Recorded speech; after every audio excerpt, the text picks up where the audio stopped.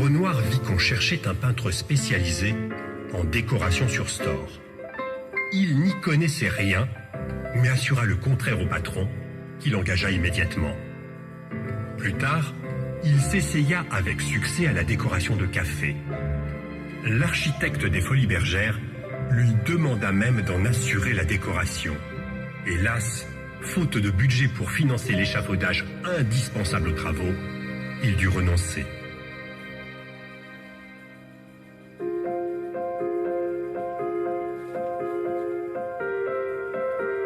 Durant cette période, on a dit que c'était là, dans les musées, que la peinture s'apprenait.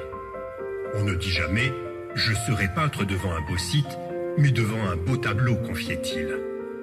Il y avait ici quelque chose de plus, d'essentiel, qui ne s'expliquait pas. Son Louvre, c'était Delacroix. Watteau, Boucher, Fragonard avait sa préférence. Et les portraits de femmes, surtout les portraits de femmes. Ainsi, en 1860, âgé de 19 ans, Renoir fut accepté comme copiste au musée du Louvre. Alors, pour parfaire sa formation de peintre, outre l'école des beaux-arts où il étudiait, il décida de rejoindre l'atelier de Charles Glaire. À ses cours du soir, il se lia d'amitié avec d'autres élèves, Frédéric Bazille, Alfred Sisley ou encore Claude Monet. Ensuite, Renoir lâcha définitivement la décoration pour s'installer avec son ami Monet. Ce dernier avait un talent certain pour décrocher des commandes de portraits assez lucratives qui permettaient de boucler les fins de mois. Vers 1865, pour Renoir, la lumière devint une obsession. La nature aussi. Peindre en plein air s'imposait. Porté par cette nécessité, il parcourait souvent à pied les 60 kilomètres de Paris jusqu'à Fontainebleau pour y poser son chevalet. Pissarro, Sisley, Monet l'y rejoignaient. Il avait une passion toute romantique pour cette forêt. Elle l'exaltait. Il y apprivoisait doucement la danse des rayons solaires dans le délicat mouvement des feuillages bleutés. Un nuage de trop dans le ciel, la lumière changeait, la toile s'arrêtait.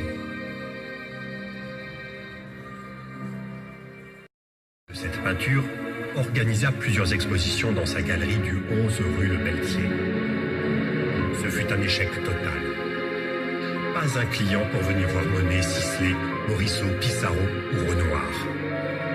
Les débuts s'annonçaient compliqués. Même Marguerite, la mère de Renoir, fan du début, avait cessé de suivre la carrière de son fils. Depuis qu'il mettait du bleu partout, cela l'a dépassé. En 1873, la conviction de Pissarro était qu'il leur fallait organiser leur propre salon. Paul Cézanne se joignit à eux.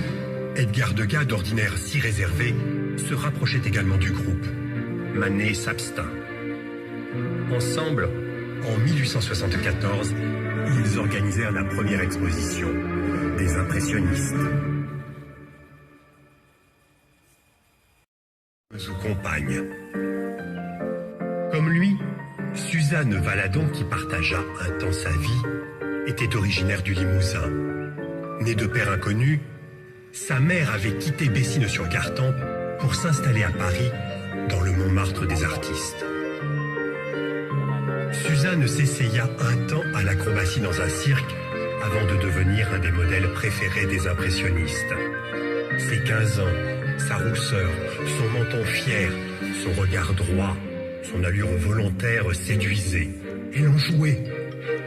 Jean-Jacques Henner, Pierre Puvis de Chavannes, Henri de Toulouse-Lautrec, Pierre-Auguste Renoir l'avait peinte.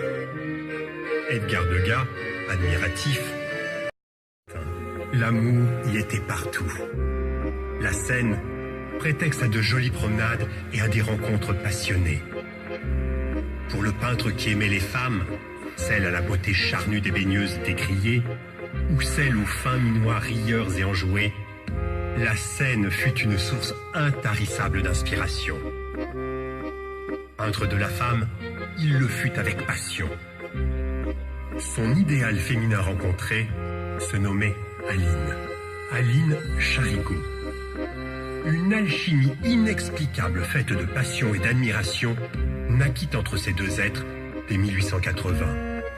Ils patientèrent près de 10 ans avant de convoler pour le meilleur.